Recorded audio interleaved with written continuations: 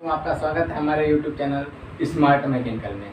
तो आज हम लेकर के आए हैं पॉलिटी का सेकेंड पार्ट। इसमें क्या है, आज हम बताने वाले सरकार क्या है। आज आइए पढ़ते हैं सरकार के बारे में। तो सरकार क्या होती है, हमारे देश को चलाने के लिए जिसकी ज़रूरत होती है उसे हम क्या कहते हैं, सरकार कहते हैं। तो सरकार के तीन अंग, सरकार के कितने अंग, तीन अंग। कौन कौन, ध्यान दीजिए। पहला है व्यवस्थापिका, पहला कौन है, व्यवस्थापिका। और दूसरा क्या है, कार्यपालिका। और तीसरा कौन है, न्यायपालिका। ध्यान दीजिएगा, पहला है व्यवस्थापिका, दूसरा है कार्यपालिका और तीसरा है न्यायपालिका। ठीक है, आइए हम इन तीनों के बारे में पूरा डिटेल से जानेंगे। अब सरकार के कितने अंग होते हैं, सरकार के तीन अंग होते हैं। सरकार के कितने अंग, तीन अंग। कौन कौन, व्यवस्थापिका, कार्यपालिका और न्यायपालिका। अब ध्यान दीजिए, व्यवस्थापिका का कार्य क्या है, व्यवस्थापिका का कार्य क्या है। तो व्यवस्थापिका का यह कार्य है कि यह किसी भी मुद्दे पर यह क्या करेगा, कानून बनाएगा।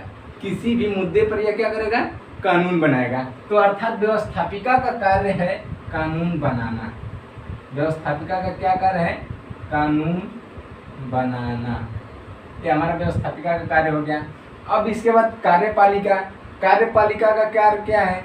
तो कार्यपालिका का कार्य यह है कि कानून जो बनाना है, यानी जो कानून बनाएगा वो लागू नहीं करेगा। कानून बनाएगा व्यवस्थापिका और उसे लागू कौन करेगा, कार्यपालिका। यानी अर्थात कार्यपालिका क्या करेगा, यानी कि इसका काम है कि कानून को लागू करना, कानून जो बना है उसे लागू करना। अब ध्यान दीजिए एक बात और, अब कानून बन गया, जब कानून बन के तैयार हो जाएगा तो उसे लागू कौन करेगा, कार्यपालिका। कार्यपालिका उस कानून को क्या की, लागू कर दी। अब कानून जब लागू हो जाएगा तो कानून का भी रक्षा करने के लिए किसकी जरूरत होती है, कोर्ट की। तो ये कौन, न्यायपालिका। यही न्याय मतलब जो हमको न्याय दिलाता है। तो यही जो कानून बन के तैयार होता है उसको न्याय के लिए कौन सा पालिका जरूरत है, न्यायपालिका की। तो ये हमारा न्यायपालिका, न्यायपालिका का क्या कार्य है, यानी न्यायपालिका का कार्य है कि इसका संरक्षण करना। यानी न्यायपालिका क्या करती है, कानून जो बनता है उस कानून का क्या करती है, संरक्षण करती है। तो न्यायपालिका के अंतर्गत क्या जाएगा, न्यायालय।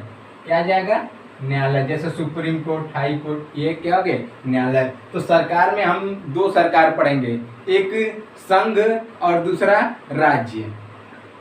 तो संघ में क्या है, ध्यान दीजिए। संघ में ये है, संघ में कौन कौन से रहेंगे, लोकसभा, राज्यसभा और राष्ट्रपति।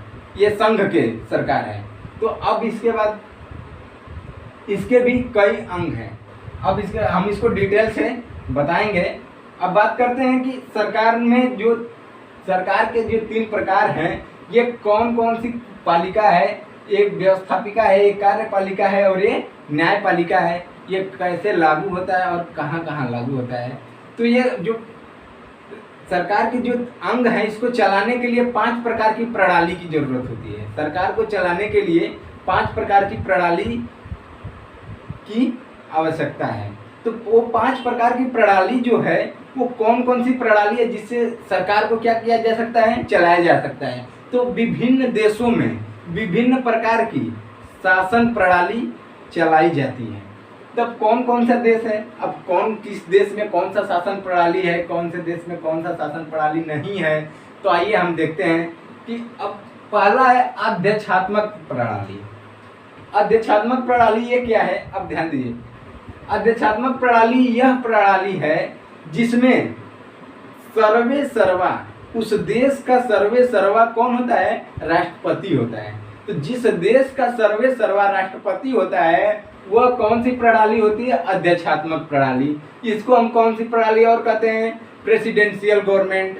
प्रेसिडेंशियल गवर्नमेंट में सर्वे सर्वा उस देश का कौन होता है, राष्ट्रपति होता है। यानी जो भी निर्णय लेना होता है वो क्या करता है, राष्ट्रपति ही करता है। वहाँ पे प्रधानमंत्री का पद नहीं होता है। अब यह कौन सा, यह देश पूर्ण रूप से, ध्यान दीजिए, यह जो प्रणाली है यह पूर्ण रूप से कहाँ लागू है, यूएसए में। ये पूर्ण रूप से कहाँ लागू है, यूएसए में। अभी वर्तमान में यूएसए में अभी जो चुनाव हुआ है वहाँ के अभी वर्तमान में राष्ट्रपति बने जॉन बाइडेन। वहाँ के राष्ट्रपति कौन है, जॉन बाइडेन। तो अर्थात उस देश में जो भी निर्णय लेना होगा, जिस भी शासन या जिस भी किसी भी विषय पे कानून बनाना होगा, तो वह कौन करेगा, यूएसए के राष्ट्रपति, यानी वो ऑल इन ऑल, यानी सर्वे सर्वा वहाँ के राष्ट्रपति होते हैं। अब ध्यान दीजिए दूसरा तालिका आते हैं, संसदात्मक प्रणाली।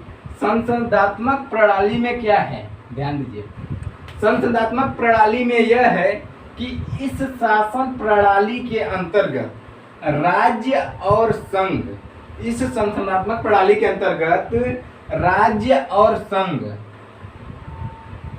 राज्य और संघ, इन दोनों के शक्तियों का, इन दोनों के शक्तियों का पृथक्करण है।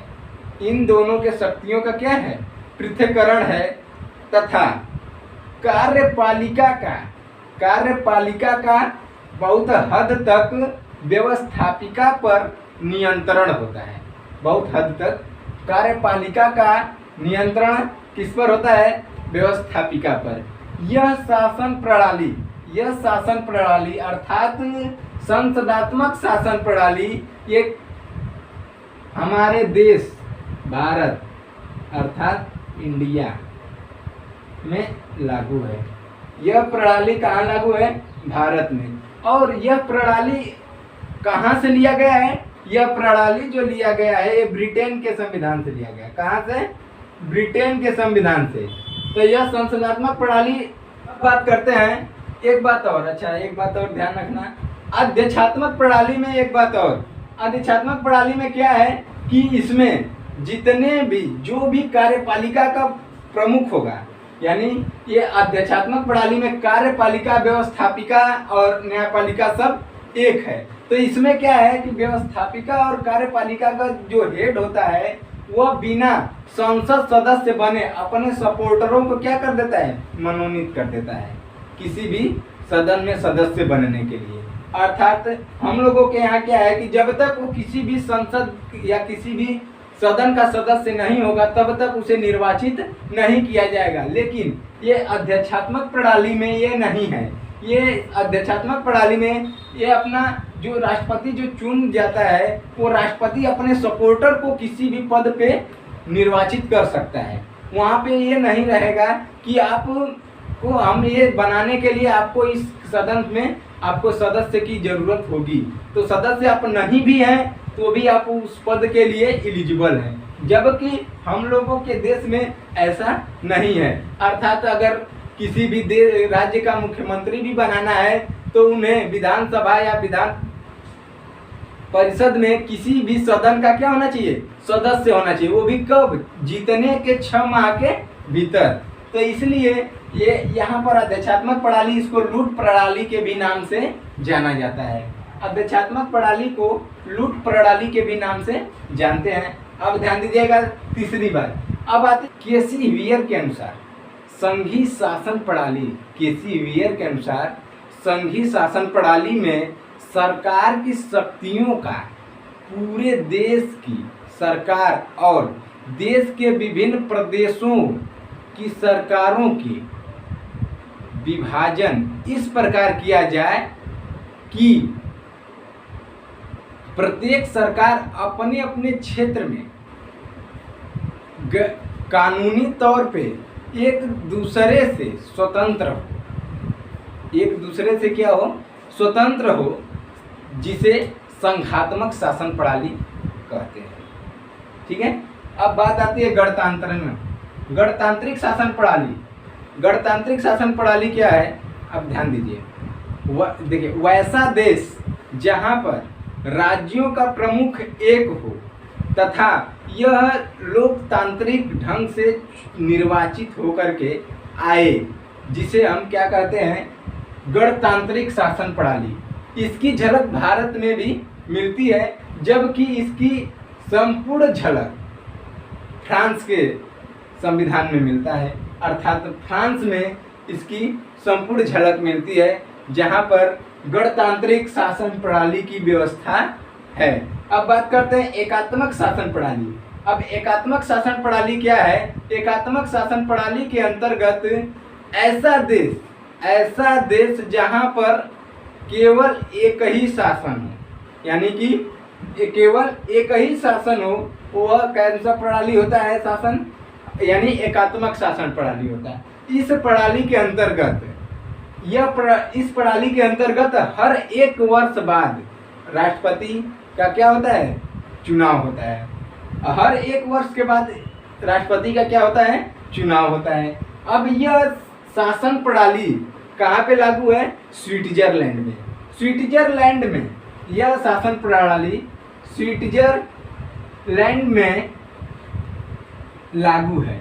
यह शासन प्रणाली कहाँ लागू है? स्विट्जरलैंड में। स्विट्जरलैंड, अब ध्यान दीजिए, स्विट्जरलैंड में यह कौन सी शासन प्रणाली है? एकात्मक शासन प्रणाली है। यह हर एक वर्ष के बाद वहां पे क्या होता है? चुनाव होता है। हर एक वर्ष बाद चुनाव होता है। यह जो चुनाव होता है किस पद्धति पे होता है? ध्यान दीजिएगा, यह जो चुनाव होता है जनमत